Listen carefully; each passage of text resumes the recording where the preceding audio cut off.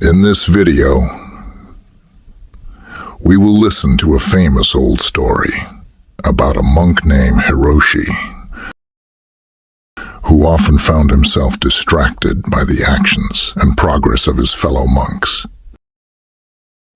We will learn how Hiroshi learned the invaluable lesson of focusing on himself, not others. Taking the time to focus more on ourselves not only helps to avoid burnout, but brings more joy and contentment to our lives. The most important thing that we need to understand is that focusing on ourselves is not selfish. Once upon a time, in a Buddhist monastery nestled in the rolling hills, there lived a monk named Hiroshi. He was diligent in his practice and devoted to following the teachings of Buddha. However, despite his dedication, Hiroshi found himself often distracted by the actions and progress of his fellow monks. Every day during meditation sessions, he would peek at the other monks to see if they were sitting more upright or meditating with more profound concentration than he was. He compared himself to their progress, feeling a mixture of envy and frustration as he believed he was not progressing as fast as he wanted.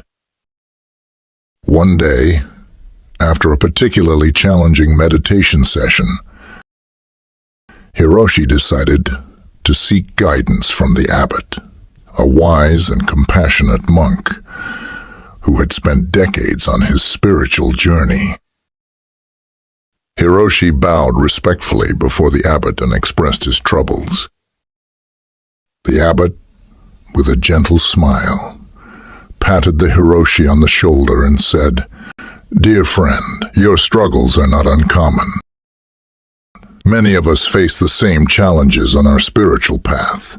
Remember, each individual's journey is unique and unfolds at its own pace.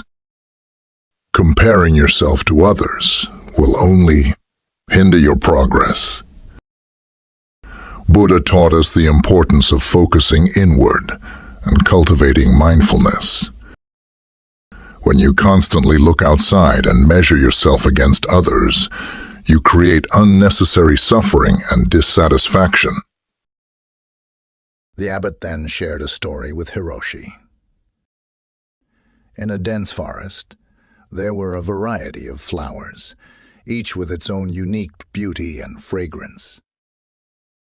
The flowers did not compare themselves to one another, nor did they wish to become like the other flowers. They simply bloomed each according to its own nature, adding to the beauty of the forest. The abbot looked into the Hiroshi's eyes and said, "Just like the flowers, each individual has their strengths and weaknesses, their unique qualities and virtues. Your journey is a personal one, and the key is to focus on nurturing your own inner garden rather than worrying about others. Progress." Hiroshi listened intently, his heart gradually calming.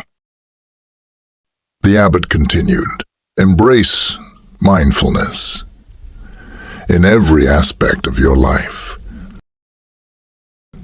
When you meditate, be fully present in the moment, allowing your mind to settle naturally. When you perform daily tasks, do them with attention and care. In this way, you will find a profound sense of contentment and peace, free from the burdens of comparison." As days turned into weeks, and weeks into months, the Hiroshi took the abbot's advice to heart. He diligently practiced mindfulness, focusing on his own journey, without concern for others' progress. Slowly, he began to experience a deep sense of tranquility and self-acceptance. One day, during meditation, Hiroshi felt a profound shift within himself. He realized that comparing himself to others had been an unnecessary burden. In the silence of his heart, he embraced the wisdom of the abbot's teachings and understood that his progress was unique and perfectly suited to his own spiritual growth. From that moment on, the Hiroshi became an embodiment of inner peace and contentment.